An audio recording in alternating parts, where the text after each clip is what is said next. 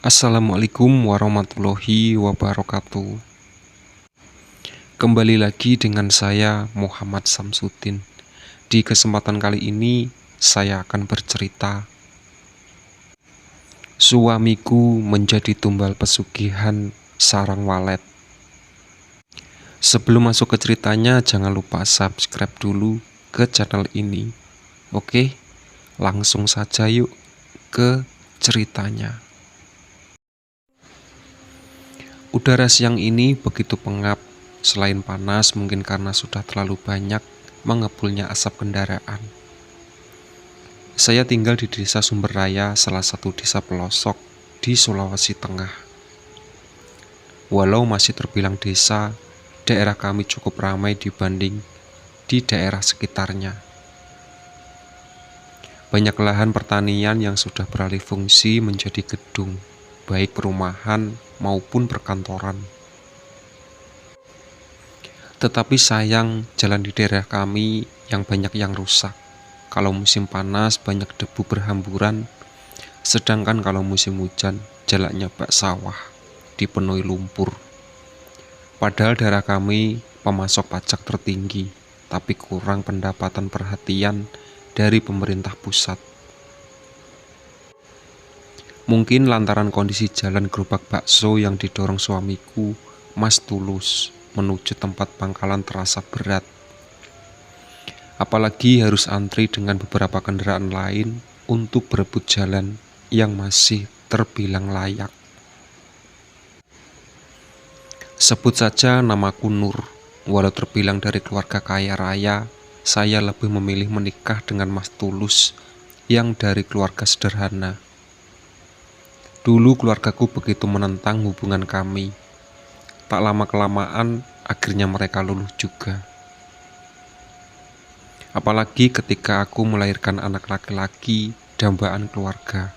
Ayah dan ibuku sikapnya berubah 180 derajat kepada kami, Mas Tulus. Saya dilahirkan dari 6 bersaudara yang semuanya adalah perempuan.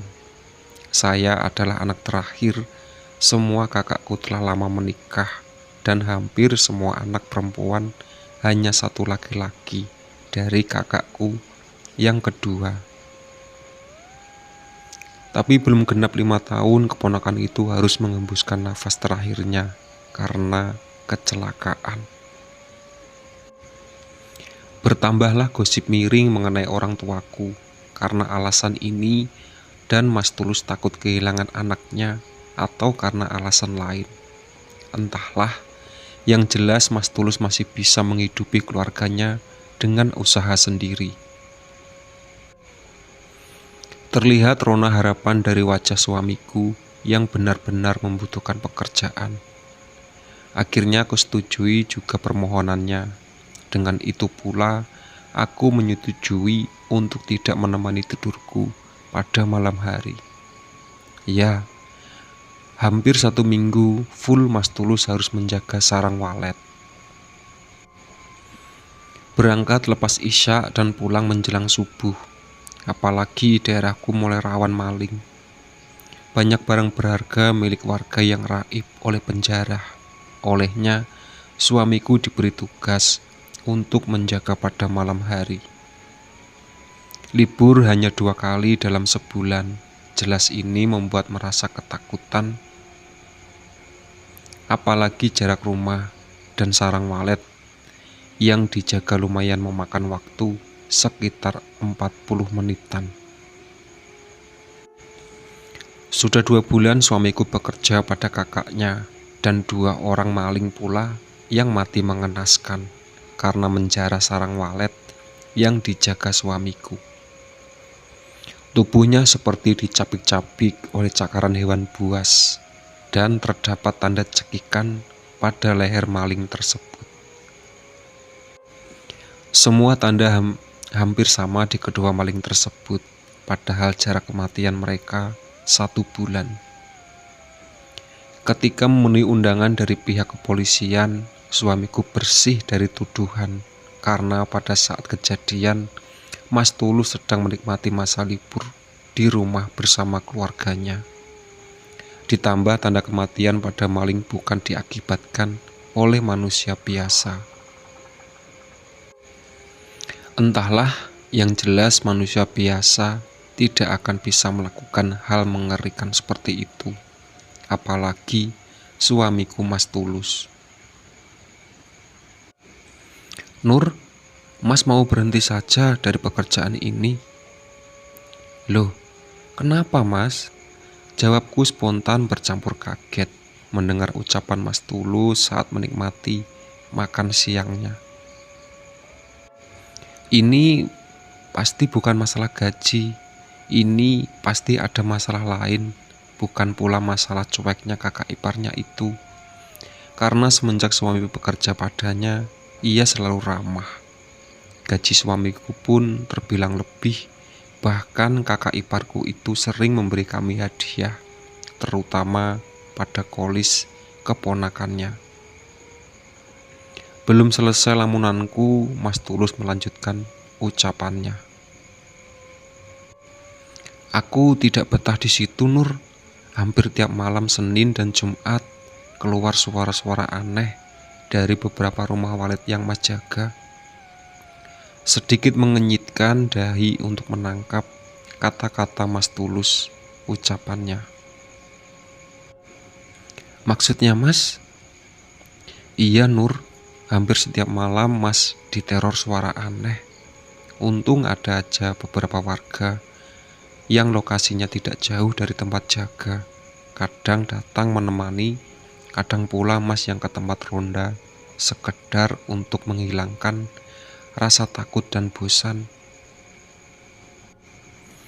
Terjawab sudah apa yang saya pikirkan. Memang benar beberapa rumor yang berhembus. Daerah yang bertepatan ditempati suamiku bekerja terkenal angker. Sudah banyak warga yang tunggang langlang karena melihat penampakan aneh. Apalagi menurut penuturan Mas Tulus di salah satu gedung walet yang dijaganya sering berdiri makhluk tinggi cungkring dan berbulu lebat yang ketika berdiri melebihi tinggi gedung walet. Pernah Mas memasuki sebuah kamar kecil di dalam gedung walet yang sering ditampaki makhluk tinggi itu. Sebenarnya itu kamar larangan yang telah diwanti-wanti oleh Mas Hendra untuk tidak siapapun memasukinya. Karena penasaran, ku coba selidiki. Di dalamnya tidak terdapat hal aneh. Hanya beberapa tempat dupa sesaji dan bekas bunga yang berserakan di lantai. Padahal biasanya ruangan itu selalu terkunci rapat. Tapi aneh, entah kenapa malam itu tak berkunci. Ucap Mas Tulus sambil membenahi posisi duduknya. Tanpa sengaja, Mas Hendra mempergokiku saat keluar dari ruangan tersebut. Wajahnya terlihat datar, seperti hendak marah, tapi tertahan. Tapi kemudian ia tersenyum padaku, senyum seperti kebahagiaan. Apapun maksudnya, Mas tidak mengetahuinya. Sambungnya kemudian. Jadi, sekarang apa keputusan Mas? Tanyaku untuk mencairkan suasana. Mulai besok, Mas akan berhenti bekerja. Pagi-pagi selepas pulang dari kerja, Mas mau ke rumah Mas Hendra untuk berhenti izin. Apalagi nanti malam tepat 3 bulan Mas bekerja. Mas mau menggarap lahan yang sudah diserai bapak itu saja, Nur. Terasa angin segar mulai menyapa harapanku. Alhamdulillah, Mas Tulus sudah mulai merupakan ocehan warga. Memang benar bahwa mertuanya tidak melakukan pesugihan apapun itu jenisnya. Malam itu selepas makan malam seperti Mas Tulus berpamitan ke tempat kerja dengan mengendarai sepeda motor Yamaha Vega kesayangannya. Ia melambaikan tangan dan sebelum mengecup keningku, terasa ada yang lain. Tapi apa? Tidak bisa kutebak. apa lantaran kecupan di keningku? Sepertinya tidak. Itu adalah hal yang biasa yang sering ia lakukan ketika berangkat bekerja atau bepergian jauh ke sana keluarganya. Atau karena lambaian tangannya yang terasa lain, entahlah. Yang pasti, aku ingin suamiku cepat pulang ke rumah. Kejadian terasa begitu cepat ketika tiba-tiba pintu rumahku diketuk dengan keras oleh seseorang dari luar. Padahal masih setengah jam 3 dini hari saat jam pada dinding rumah itu ku tengok. Siapa gerangan jam segini bertamu? Ucapku lirih. Masya Allah, jantungku hampir berhenti saat kulihat yang dibopong oleh kedua orang warga adalah Mas Tulus, suamiku.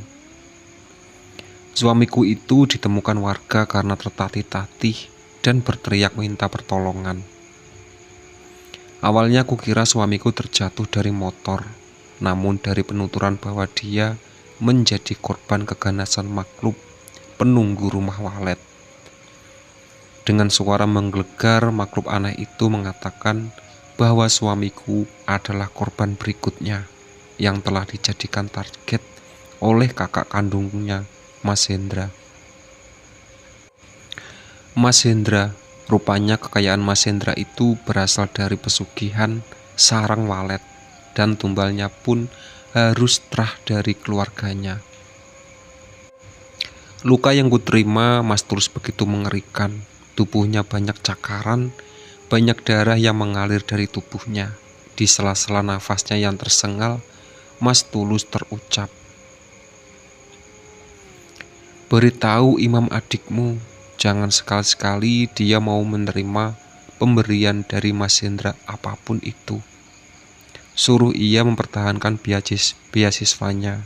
Kalau bisa, putuskan hubungan dengan Mas Hendra, karena imam adalah korban berikutnya." Nafasnya kian memburu. "Nur, Mas sangat menyayangimu. Jaga Kolis dan anak kita baik-baik. Didik dia menjadi manusia dengan Tuhannya. Mas punya deposito yang selama ini Mas rahasiakan darimu. Gunakan untuk mendidik anak kita kelak. Jangan nangis, sayang Mas tidak apa-apa."